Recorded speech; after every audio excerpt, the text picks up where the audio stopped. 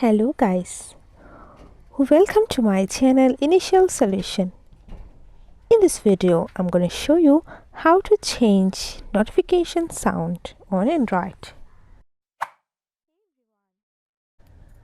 First of all, go for your settings app, then go for your sound option,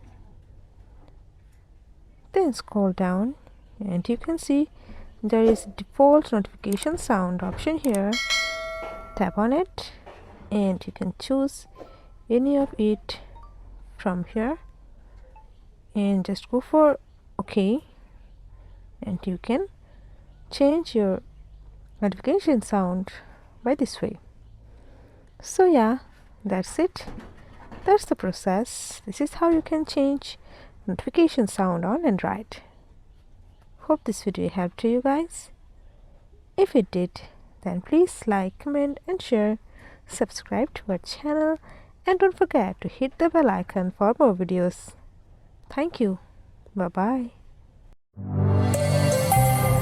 This video is sponsored by Zerosoft. Zerosoft offers graphic design, UI UX design, digital marketing, and web development. Elevate your brand with Zerosoft today.